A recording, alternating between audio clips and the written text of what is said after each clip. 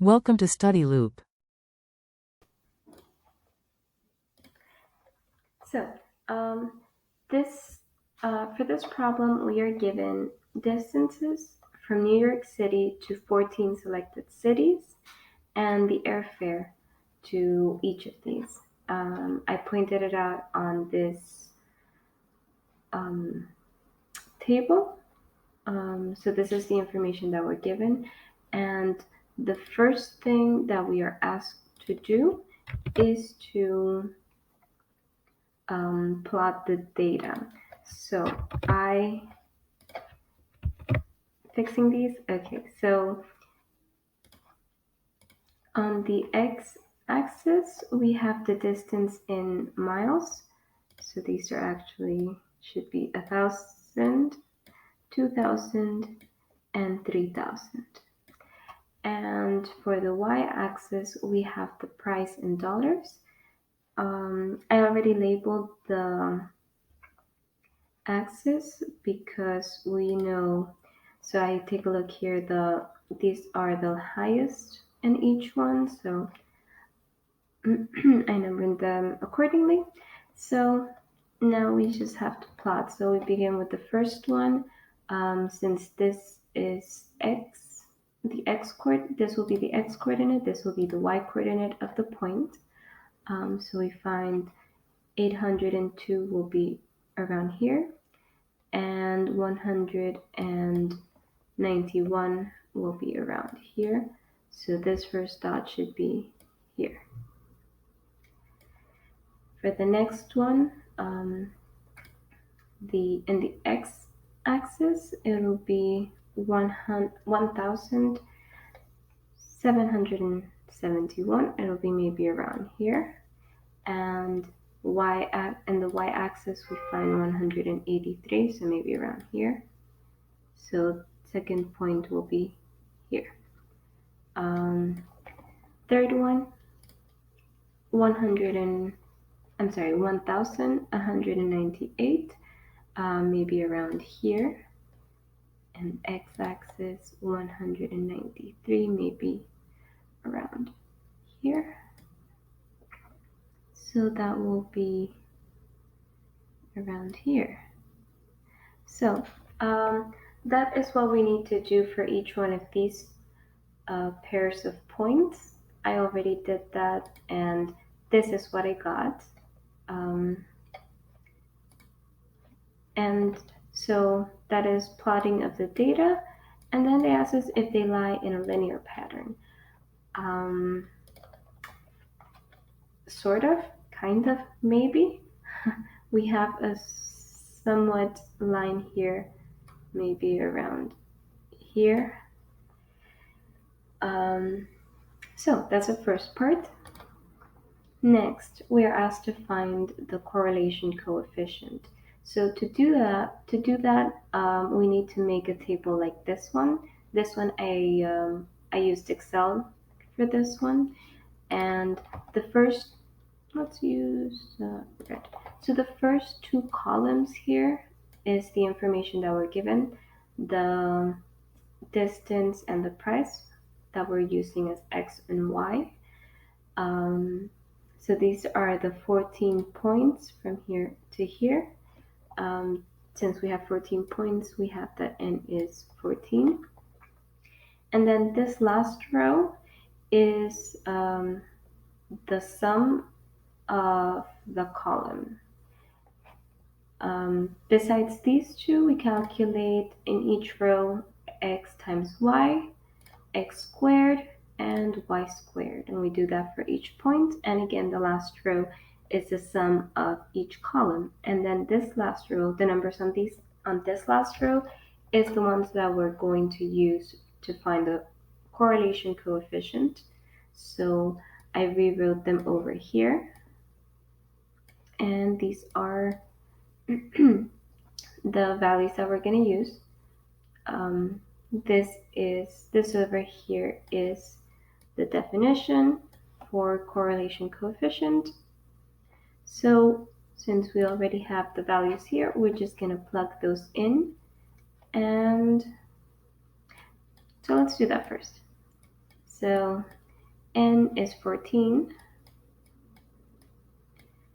The sum of xy is this number. We have it over here. So it's 14 times 6, let's see, 6 million, 389,778 minus the sum of the x's, that's here. That would be, let's see, 24,515. And that's times sum of the y's times 3,369. So that's on the top part. For the bottom, we have square root of n, that's 14, times the sum of the squares, that is this number over here. Let's see.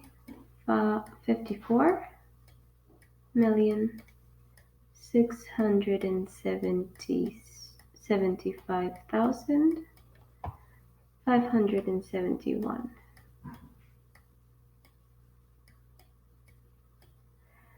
That is, continuing here, minus the square of the sum. So it's, now we're talking about this number, 24,515, and then this number is squared, and that is all under the first square root, times a second square root that starts again with n, that's 14, and first is the sum of the squares, then it's the square of the sum, which will give us two different numbers. So the first one is, we first square y, then we add them, and that will be this number. It's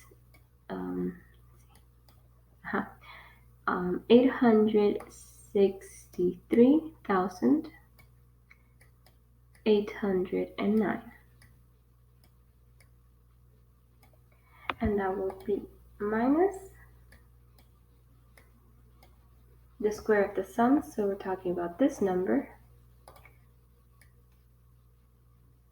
3,369, and that is squared. And all of this will be under square root. Okay, so now this expression, we can plug all of it into the calculator. I already did, and I got that r has a value of approximately 0.621. Alrighty. So, then going back to the instructions, it says, combining this with your answer to part A, does the cost of a ticket tend to go up with the distance flown? So this is asking if, given this new information that we have, can we say that there is a linear relation between these two numbers? So in this one, we say maybe for the most part it's linear. And then for the correlation coefficient, how it goes is that if R is near plus or minus 1, then the linear fit will be a very good fit to the data, and the nearer it is to 0, not so good. So this it's not too bad, but it could be a lot better. 0.6 is not very high. So again, somewhat. So next part, we're asked to find the equation for the least squares line and use it to approximate the marginal cost per mile to fly. So the least squares line looks like this when it is a linear equation in slope-intercept form, and we have to find the slope and the intercept, that's the m and b, and we are given these formulas to find it. These formulas are going to be using the values of that we found here on this table, which are the same ones here that we found for the correlation coefficient. So first thing we want to do is plugging in these values. So m is equal to n, that is 14, xy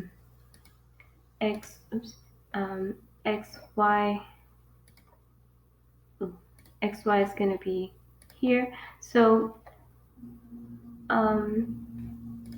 again, we're just using these formulas, these values here to these formulas.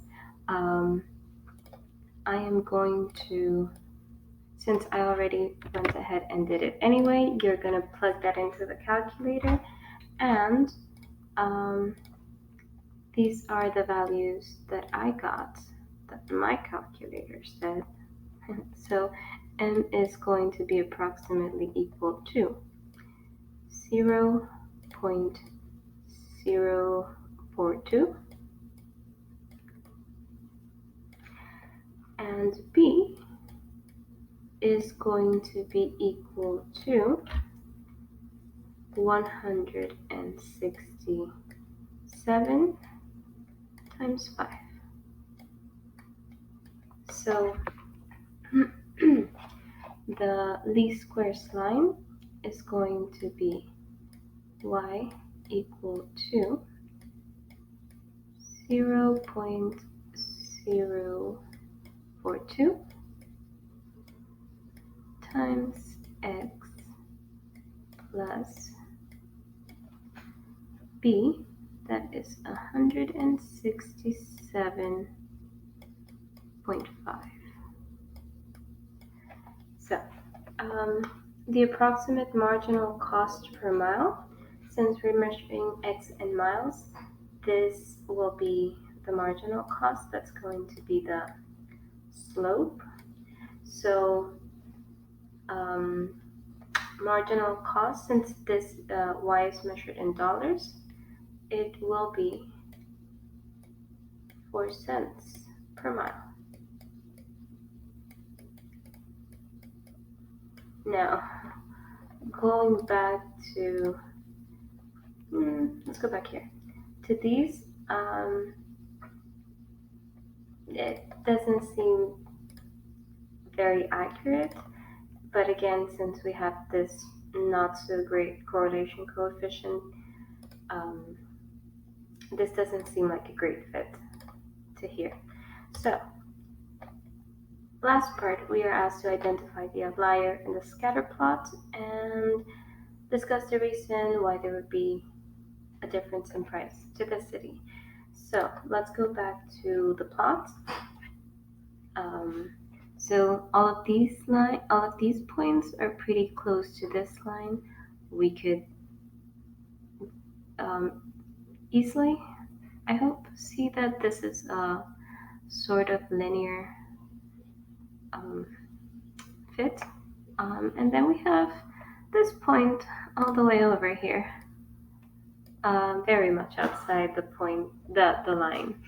Um, and I think this is would be why this R is different. It's so close to zero, and that would be why this doesn't seem exactly right as where or it doesn't seem to reflect what we see here on the rest of these other points, or the rest of the data, right? So this point is, if we look at it at the data, we are talking about this point right here, Philadelphia.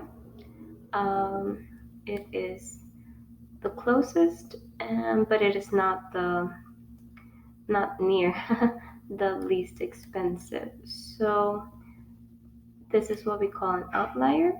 Um, I think the reason that it would be different, that it's so different,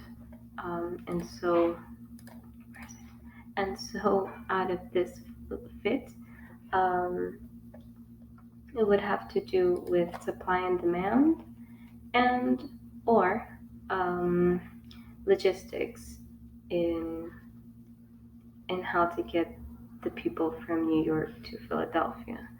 So if